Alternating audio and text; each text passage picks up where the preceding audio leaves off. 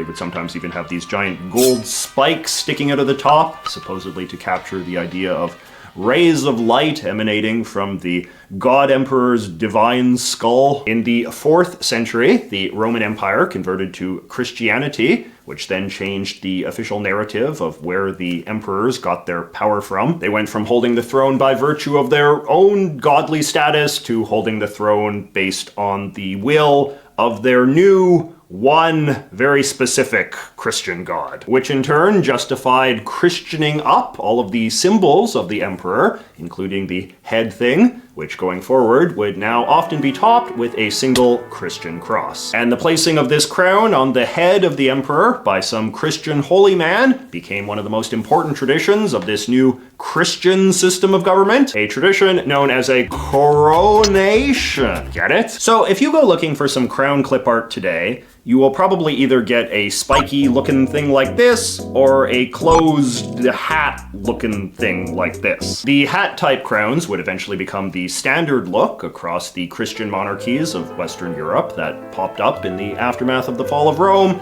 and in some cases lasted into the early 20th century or beyond. Of the few European monarchies that remain today, however, none still do the whole coronation tradition anymore, in part because it is seen as being too religious and too anti-democratic. Kings now usually just swear an oath of allegiance to the Constitution and people like a politician, and the crown is just off in some museum somewhere. The only exception is Great Britain, where the late Queen Elizabeth was given an explicitly religious coronation, crown and all, back in 1953. King Charles hasn't had a coronation yet, and it remains to be seen if he will scale back any of the traditions when he does, as he has long been rumored to want. Anyway, the hat-style crowns of Europe, with the little golden arches and fabric bonnet and all of that, are probably inspired by the design of this number, the crown of the ruler of the Holy Roman Empire. This was a regime established by Charlemagne in the year 800, and as the name suggests, was quite explicitly intended to be the successor state of the previous Roman Empire. What you are seeing here is actually the oldest surviving crown in all of Europe,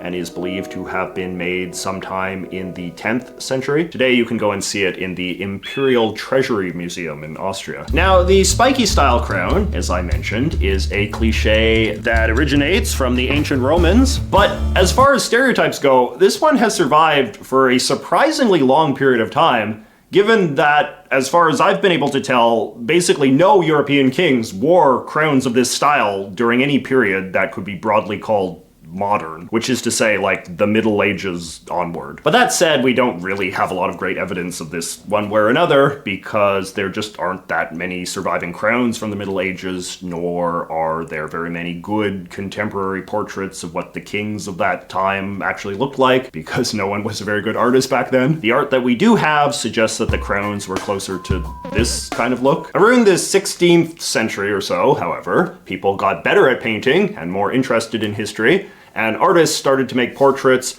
of what they thought the kings of the Middle Ages probably looked like, and a lot of these guys are depicted with spiky crowns. And since you tend to see these paintings in textbooks and things a lot, and because a lot of people don't really have a good grasp of the concept that not all old paintings of a person were necessarily made during that person's lifetime, or even necessarily an accurate representation of what they looked like, the idea of the old-fashioned spiky-crowned king became pretty mainstream in the popular imagination. Alright, now let us talk about the king's robe. Robes are basically the oldest form of clothing we have, and have been worn in some form by basically all cultures since the beginning of time. And likewise, in most cultures, the status of a person was often indicated by the fanciness of their robe. The Gospels even describe them putting a robe on Jesus, along with a crown of thorns, to mock him as the King of the Jews before they crucified him. This particular style of fancy robe, made of colored silk lined with white fur with little black bits in it,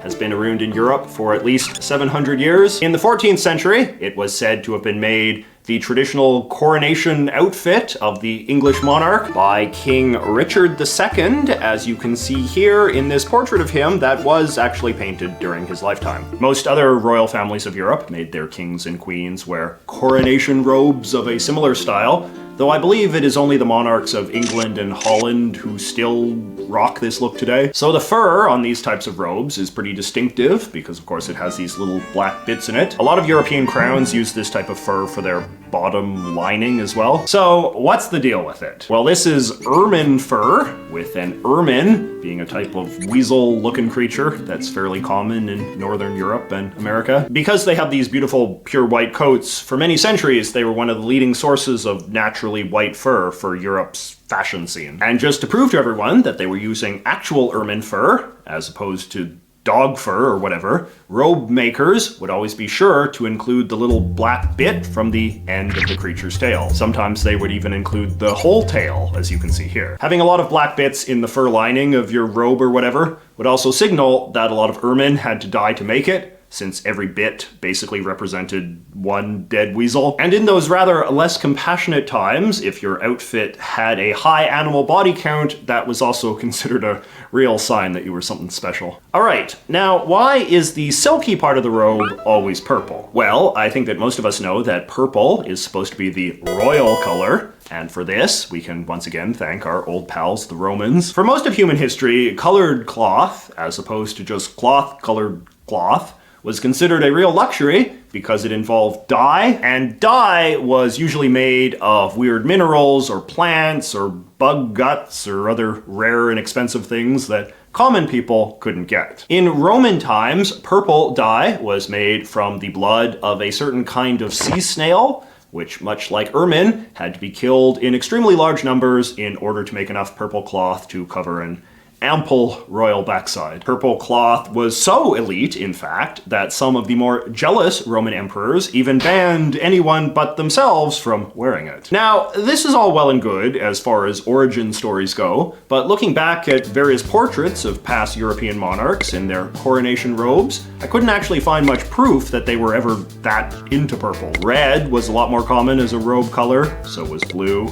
even yellow in some cases. Even old man Napoleon, who had a pretty big crush on ancient Rome, just had a red robe. It wasn't until I got to George VI, the father of the late Queen Elizabeth and King of England in the 1940s, that I was able to find pictures of a king wearing purple. I had a bit of a Mandela effect moment as well, because I thought for sure that the fabric parts of those crowns we looked at earlier were purple at least, but no, they're almost always red too. Now, I'm not saying that some of you in the comments won't be able to find me an old portrait of some king somewhere wearing a purple robe. I'm sure it has happened, but it does seem to me that when we have a whole color stereotypically associated with a whole rather narrow class of people, I don't know, that color should probably feature a bit more prominently in their wardrobe. So where does the royal purple cliche come from then? Well, it might just be a British thing. Contrary to what I just said, unlike most other crowns, the fabric in the crown of the British monarch is purple, though it seems like this might be a relatively recent color change, since before Queen Victoria it is usually depicted as being red. But part of me is wondering if it's all just some marketing gimmick from big color. I know that market research generally shows purple to be one of the public's least liked colors, the color least wanted for clothing and cars and paint and so on. So my personal conspiracy theory is probably that at some point, some company with a lot of purple stuff to sell came up with the idea that actually, purple is the royal color. So how do you like it now? All right, now when we think of what a stereotypical king holds in his hand, it is usually some sort of golden stick type thing, which is formally called a scepter. This is yet another relic of ancient Rome. Even in the days before the empire, top politicians in the Roman Republic would often carry ceremonial sticks to indicate their importance, with the emperors just making their sticks bigger and grander with time, just like they did with the head leaves. In 2007, archaeologists in Italy uncovered the only preserved scepter topper of a Roman emperor that has been found to date, and as you can see, it is more or less akin to the sort of thing that the various monarchs of Europe would proceed to make for themselves in later eras. People have speculated about what, if anything, this ancient tradition of stick-holding monarchs is supposed to represent, and it seems like a lot of the conclusions are just that it is something very innate and primal. The stick was man's first weapon, and obviously a lot of more modern weapons are stick-based as well. So the idea would be that a scepter is just some kind of ultra's stylized representation of some vague human concept of being strong and mighty. I mean, there's just something about holding a stick that gives the holder